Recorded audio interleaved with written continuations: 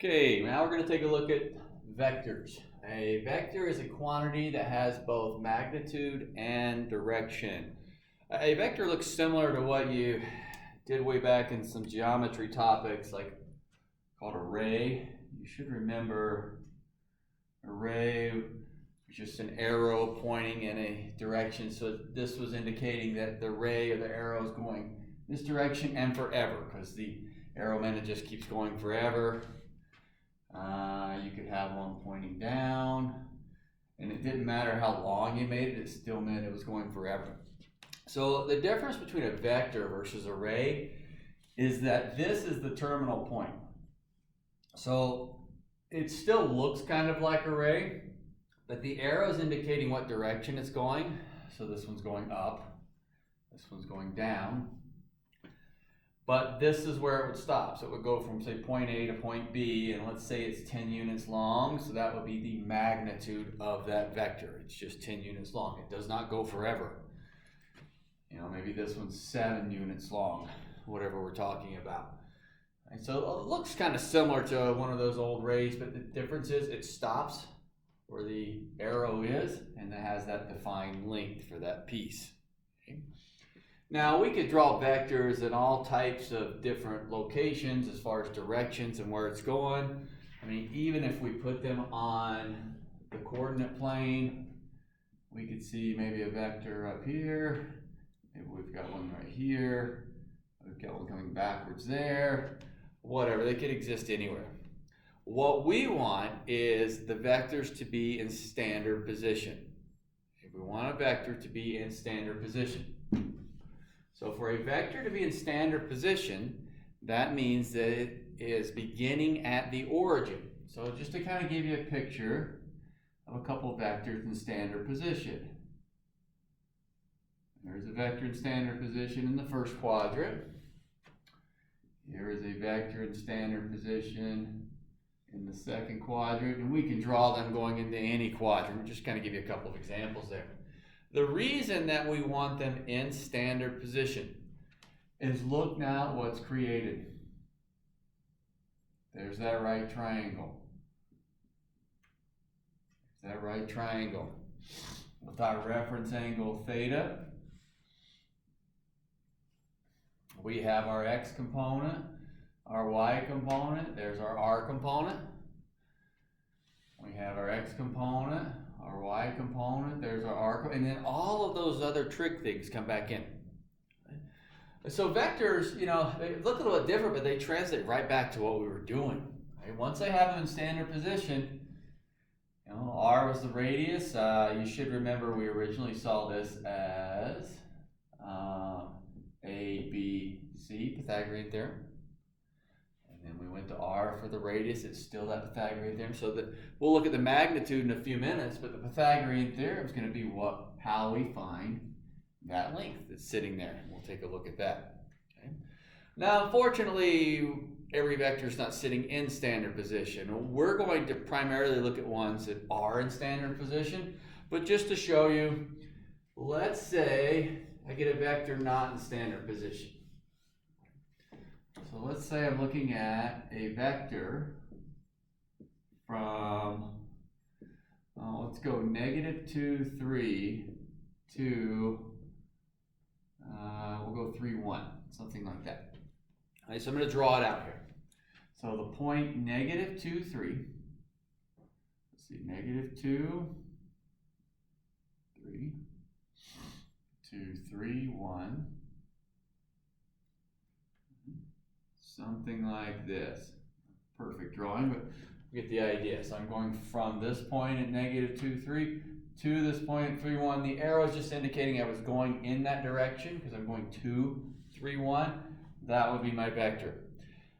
To put this in standard position, I want to pick this vector up and I want to move it to where this point is at the origin. So if I pick it up, it's going to go like right here. Piece. Let's take a look at how to do that.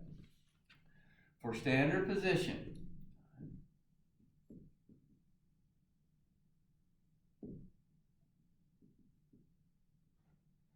we're going to do terminal minus initial. So my terminal point minus my initial point. So if I did the y's, I'll just do the x's first. Sorry, 3 minus -2, comma, 1 minus 3 would give me 5, -2. Now, a couple things here. First off, this look with like the greater than, less than symbols. This is our component form of a vector. Component form of vector.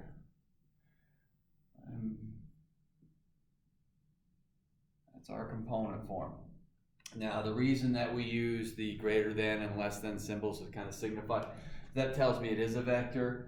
If I wrote it like this, 5, -2, then the question would come up, well, is that supposed to be a point or is that a vector? Well, if it's a vector, if I said it's a vector, it's a point otherwise. So the symbols are telling me already this is a vector. So this is the component form of that vector. We use that greater than or less than symbols. So if I'm going to look at 5, -2. So 4, 5, -2. Here's that point. 5, -2. And so we're going from 0, 0 now to 5, -2. And there is my component form of the vector. That is my only vector in the standard position. You know, I'm freehanding this. It's not the best drawing in the world, but these two vectors, they should look parallel because they're actually going in the same direction.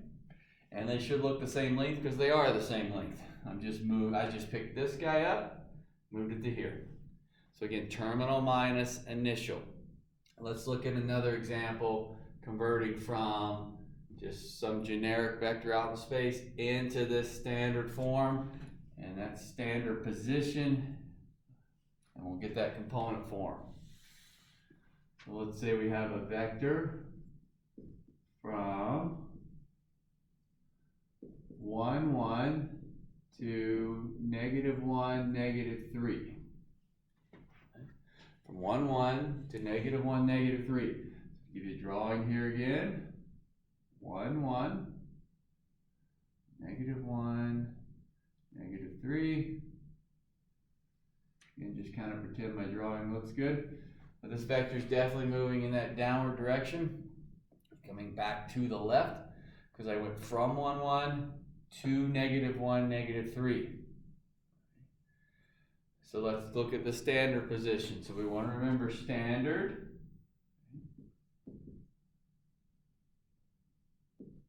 Standard position, think terminal minus initial.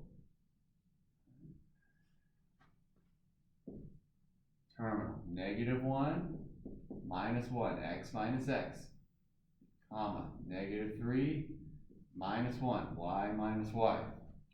So this would give me then -2, -4. There's the component form of my vector in standard position. Let's get a sketch here. There's -2, -4 is about right here. And so something along those lines there. Again, not the best looking sketch when you freehand it, but you can tell if drawn neatly, they are parallel. They are going in the same direction. They are the same length. So we have just transferred this vector over to this position. And what we're going to see, the main purpose would be, we get a right triangle here, we can get all our different values. Okay. So let's look at a couple different sketches here.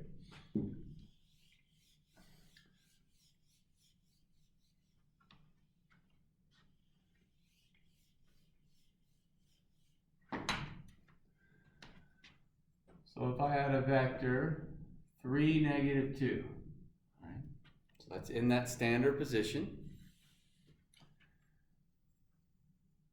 All this 1, 2, 3, -2, and there's my vector.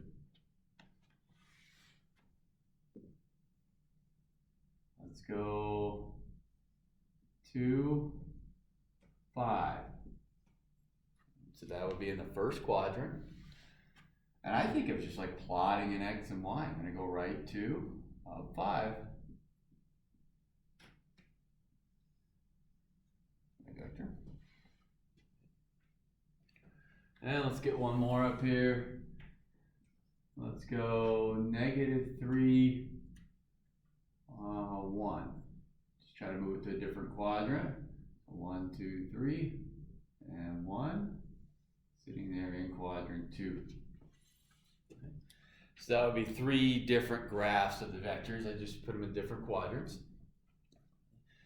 So I can see the direction moving into the 4th quadrant, the 1st quadrant, the 2nd quadrant. Let's talk about the magnitude. All right. The magnitude of the vector. Well, I know that this is 3, and that's -2. So by the Pythagorean theorem, 9 and 4 is 13. This would be √13. So the magnitude of a vector is really just that Pythagorean theorem. Here's kind of the way you would see it written in the text. Magnitude of V is the square root V1 squared plus V2 squared. So V just for vector. There's your first component, your second component. And we're going to go square root up. Now, as far as a different way of writing this, here's our old form, Pythagorean theorem. Well, if I want to get rid of the square root, or the square, excuse me, I would square root the other side. There's our Pythagorean theorem. The absolute value just indicates that it is the distance. Remember, absolute value is the distance from 0. So this is signifying a magnitude, but it's referring to how far from 0 is this tip end of the vector. Well, it's √13 units, that Pythagorean theorem. Now, we'll see the single bars, just to kind of give you a heads up. Other textbooks and such, sometimes they'll use the double bars. Still just means a magnitude, and we're talking about vectors. So we can see single or double. It's kind of a different look there. Okay. So if I go to graph number 2 here, and I just said, you know what? I'm going to call this vector A, just to make something up. Well, there's my vector. Okay. Well, I want the magnitude of A. So those lines are indicating I want the magnitude of the vector. Think Pythagorean theorem, 2 squared plus 5 squared would be √29. There's the magnitude of that vector. So we're saying this is √29 units is that length. I'll call this one B. Well, the magnitude of B would be square root -3 squared plus 1 squared, or √10. There's that magnitude of vector B. So pretty similar. This is kind of a new look. You know how to plot the point. I called this one B, so let me do that. You know how to plot the point 3, -2, 2, 5, -3, 1 from the past. Plot that point. It's just going to be an arrow going to that point. It's going to indicate the vector. The magnitude. Different kind of look here with this kind of formula, but it is simply Pythagorean theorem. Give me that piece to give me that √13. In this case, I didn't write it down there. The other thing we have is a lot of times we need to know the magnitude. The other key about direction, yes, I can look at these 3 and tell that they're moving into the 4th quadrant, the 1st quadrant, the 2nd quadrant, but more specifically, the direction would be the angle. Well, this is the stuff we were working with before too. I'm wanting to know what this angle is. Where am I moving? So, I'm going to go back to that same tangent deal. Tangent of theta will be -2/3. So we did this with polar. We did this with complex. This part isn't new. Different look in the beginning, same process. So I need my calculator here. If I did the inverse tangent of -2/3, all right, my calculator tells me Then I've got I'm going to go with the nearest whole like I've done in the past just to kind of make things a little bit easier. My calculator tells me that I have a reference of 34 degrees. So that means that this angle right here is, I could say theta equals 326 degrees, or I could even say negative 34 degrees if I wanted to use the negative angle. But that's definitely giving me my direction. First quadrant,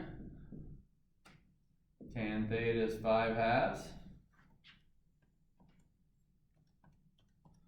My inverse tan, again I'm going to the nearest whole, gives me a reference angle of 68 degrees, so in this case I'm in the first quadrant. That is 68 degrees for my theta. And then my last one here that I have up here, tan theta would be 1 over negative 3.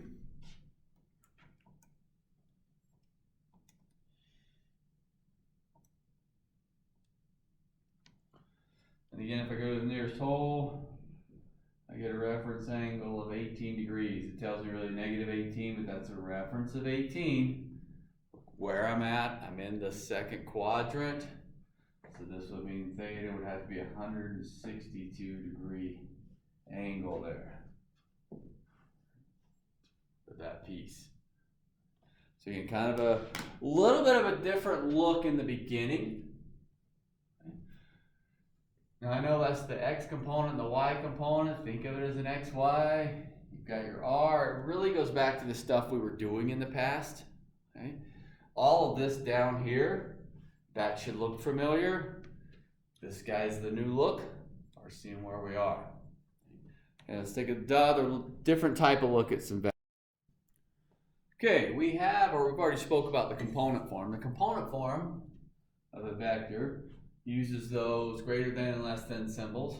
Write them in. I've got my x and y component. We're also going to be introduced to linear combination form.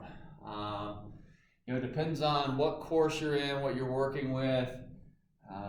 They'll use component form or linear combination. As far as in this class, our goal is just to introduce you to both, to be comfortable with both. The linear combination of this same vector would be AI plus BJ. So linear combination is just referring to the fact that this would be the I-axis, this is the J. Now, this is not imaginary I. All right? When it's in I's and J's, that's referring to a vector that we're talking about. It's referring to I's and J's. When you go on to some other courses, they'll bring in that third dimension. The third dimension's K. All right, so we've seen a third dimension in algebra with like X, Y, and Z. In a vector format, it would be I, J, and then K. So K would be like coming out from the board, something like that.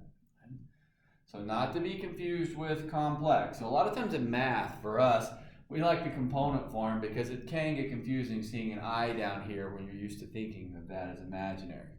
Okay? But just to kind of get a couple sketches here up. If I said 3i plus 2j, think of it as an xy component. I'm going to go right 3, up 2. There's my vector. I can even do the magnitude. 9 and 4, root 13. Let's go negative I plus 5j. Left 1, 1, 2, 3, 4, 5, up 5. There's my vector. And its magnitude would be a root 26. 25 and 1 is 26. So same idea we were just doing. If you wanted the angle, well, here's your tangent of 2/3, 2 over 3. Tangent 5 over negative 1. You're still finding the angle the same way. Okay? For those of you that just think better and maybe a component format, as soon as you see 3i plus 2j, think of it, that's just 3, 2. And this one is negative 1, 5. That piece. It is possible to see a vector with just like let's just go 3j. that just means that it was just in the j direction, so it's right here from the origin. It's just vertical. In other words, we could say it's 0i plus 3j, since the I wasn't written. Component form, 0, 3, use that j position. So a little bit different look, not a lot else going on for that piece. Okay. Now we talked about the magnitudes. So we're going to bring in what we call a unit vector. Another term would be a unit vector. A unit vector is the vector v divided by its magnitude. Okay, v divided by its magnitude. Well, remember magnitude was the Pythagorean theorem. So if I had vector 5, 1, there's my vector 5, 1. Okay. The unit vector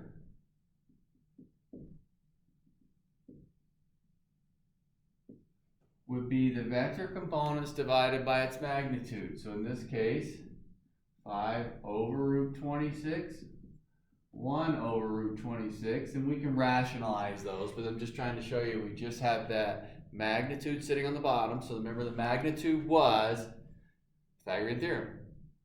Square these, you'd have 25 plus 1 is 26, root 26. If I had negative 2, 4, the unit vector would be, we're going to have negative 2 over something, 4 over something. It's just reducing it down to its unit. The magnitude would be 4, and plus 4 squared 16, so that's 20, root 20. And again, I know we can simplify root 20 or even rationalize. I'm just trying to get the base form up there. Now I'm going to bring back in that linear combination. Let's say I saw a linear combination vector. Let's go 2i minus 7j. I can still write this in a unit vector format. My unit vector. First I need the magnitude. So Pythagorean theorem. 2 squared is 4, 7 squared is 49. So 4 and 49 is 53. I'll have a magnitude of root 53. So I would have 2 over root 53i minus 7 over root 53j. Same process, I just have it written in an I and a j format versus that component form. Other than that, not much going on there for those pieces. Now we have actually done a reduction to units before. Back in the beginning of the trig stuff, we talked about our special right triangles, how we tried to fit them inside the unit circle. So you might remember something like this. Let's say we had a unit circle here. And let's say we're talking about this guy here at 30 degrees. And so the idea was, we first introduced it, we said, all right, here was our special right triangle. 30, 60, 90, 1, 2, root 3 were my sides. And we said, you know what? This has to be a 1. Because in the unit circle, the radius was 1. We said, well, the problem is that means this triangle doesn't fit in here. It's too long. The hypotenuse is too long. It's 2 units instead of 1. So we need to reduce it down. So we reduce it down to a unit length. I divided that by 2. That gave me 1. That meant I divided these two by 2. That gave me the point. 3 over 2, 1/2. So you're basically just taking a vector that was 2 units long and reducing it down to a vector, unit vector that's 1 unit long, which actually reduces the other 2 sides by that magnitude. Right, so we kind of did something similar back then, just wasn't in terms of vectors for that piece. Okay. Now we're going to take a look at some basic operations with vectors. Basic operations would be add, subtract, scalars, things like that. So let me give you a couple vectors here. Let's say vector A is 5, -1, and we'll say vector B is -2, 3. All of a sudden there. That's my two vectors. And let's say I want to find 2A. That just means 2 times vector A. So I can distribute my 2. 2 times 5 is 10. And -2. Right. Not a lot going on there as far as mathematically. I'm just distributing a 2 through that. I could add the 2 vectors. Let's say I wanted A plus B. Well, x component with x component. 5 and -2 is 3. -1 and 3 is 2. Let's say I wanted something like 2b minus a. 2b minus a, that means I'm going to multiply this one by 2, then subtract a. A lot of times it might be easier to write what 2b is, so 2b would actually be -4, 6. If I multiply those two by 2, minus my a value of 5, -1. So now I just subtract -4 minus 5, -9. 6 minus a -1 is 7. I could even do something like this. Let's go. So this is stating the magnitude of A times B. So I first want the magnitude of A. Magnitude of A. 25 and 1 is 26. So that would be root 26 times my -2, 3 vector B. So I'd have -2 root 26, 3 root 26 in that component vector form. I'll give you a different look here. So here would be a look in linear combination. If I say vector A is, actually, so I used A and B before, I'll just say vector C is I plus 2j, and vector D is -2i plus 3j, like that. All right, so just sitting in that linear combination format, it's the same process, just a different look. Typically, unless you're specifically asked for component or linear combination, it doesn't matter which form you use. A lot of times for me, if I'm starting in component, I'll put my answers in component. If I'm starting in a linear combination, and let's say I'm asked for like 3D, I will put my answer in a linear combination format. So 3 times -2, -6i, 3 times 3, 9j, something like that. Now if I did C plus D, I've got a coefficient 1 here. 1 and -2 is -1i. 2 and 3 is 5j. Different pieces like that. If I did a multiplication combo, if I did something like 2c minus d, so that would be 2 would be 2. Minus a -2 is 4i. 2 times 2 is 4. Minus 3 is 1j. Like that. So we could see it in that linear combination format too. Now let's look at a new operation. Okay, now we're going to look at a new operation called a dot product. Okay, so the others were basic, add, subtract, scalars. A dot product will be new to us as far as this course is concerned. Dot product, if I have some vector A, some vector B, so again I just use the 1 and 2 subscripts as the x and y component. Okay? If I do the dot product, I'll see the dot right here. I'm going to multiply the 2 x components together, the 2 y components together, and add them, and that will give me my value for the dot product. So let's compute a few dot products here. And let's say I have vector 3, 2, dot, vector 4, negative 3. X with x, 3 times negative 4, plus y with y, 2 times negative 3, giving me a dot product value of, let's see, 12 minus 6 is 6. There's my dot product value. Now we're just finding a dot product. We'll have several uses for the dot product going forward. Let's say I had negative 1, 4, dot, 2, negative 5. So I have negative 1 times 2 plus y and y, 4 times negative 5. Negative 22 is my dot product. Now I've got it written component form as far as the rule, but here comes a linear combination. Give us a little bit different look.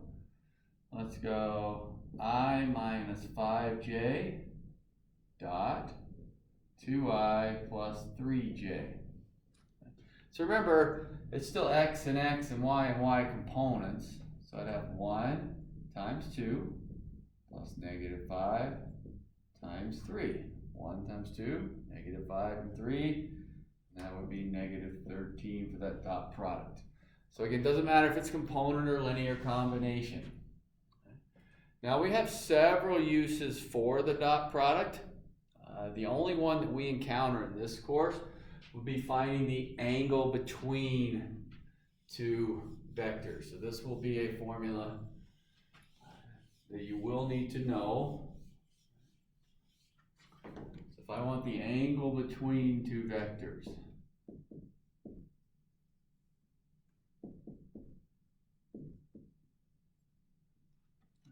it's going to be the cosine of theta equals, and I'm just going to call the vectors A and B, A dot B over the magnitude of A times the magnitude of B. That will give me my angle between. So get a couple vectors up here, give you a picture there. So let's see, let's say we have vectors 3, 2, and we'll go with vector 1, 5, something like that. So I'm going to draw a picture. 3, 2. 1, 2, 3, 1, 2. So there's my first vector. 1, 5, 3, 4, 5. Right there. Not necessarily the best drawing, but you get the idea. So what we're looking for is this guy right here. We want that theta value right there between those two vectors. And so our formula to get it, we're going to look at the cosine of theta.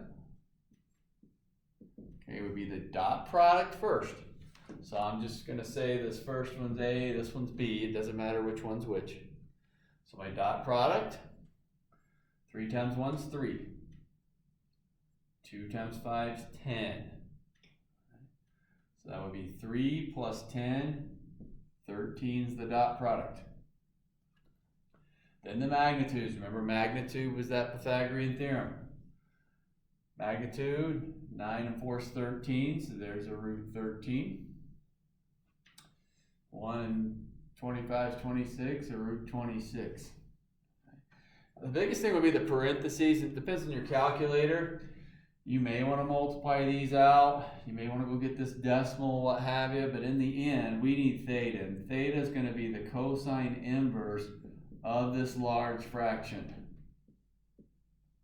So some calculators require quite a bit of parentheses. If that's the case on yours, just be careful how it's entered.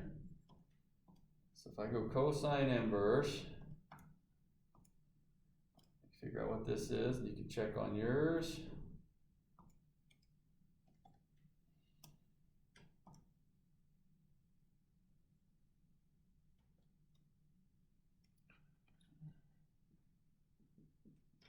I've got theta as being 45 degrees.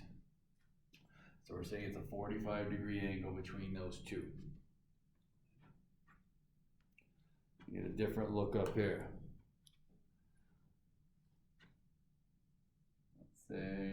Let's go with vector 3, we'll go 3, 3, and we'll go vector -2, -1, like that, around. So I'll give you a picture again. I'm going to draw a vector 3, 3.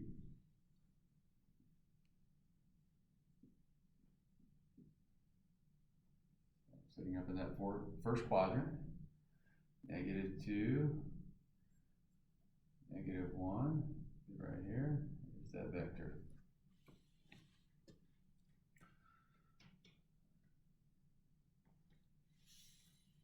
Cosine theta. All right, dot product. 3 and -2 is -6. 3 and -1 is -3, so that's -9.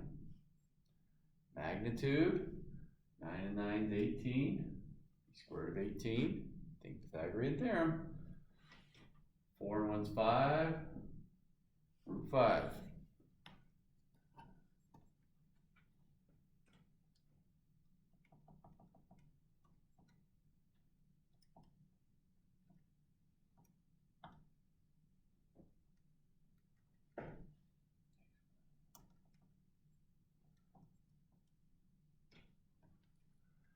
This gives me theta would be 161. Actually, I'm going to go nearest whole, 162 degrees, because 161.56. Right? And what it will do, this one's a little bit more angled this way. I gave you ones that were kind of close, but this is that shorter distance. It's going to give you the shortest distance. And so they're saying this is 162 degrees.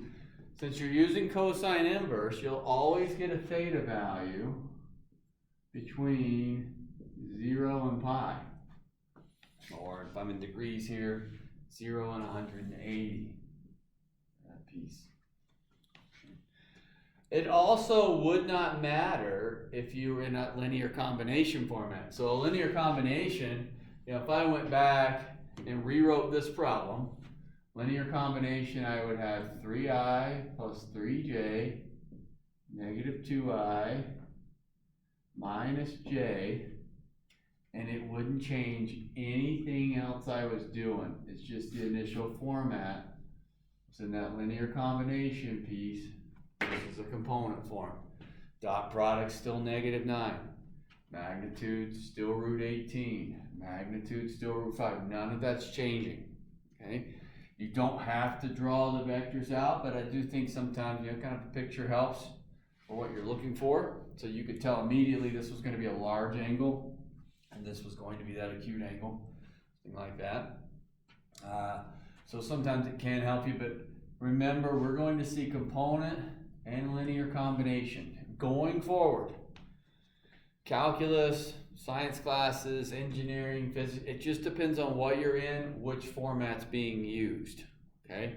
Our goal here is that you're comfortable looking at this and going, hey, you know what? I know that this is really just 3, 3, and -2, -1, or vice versa. If I see this, I know it's this. Just kind of looking at the two different ones.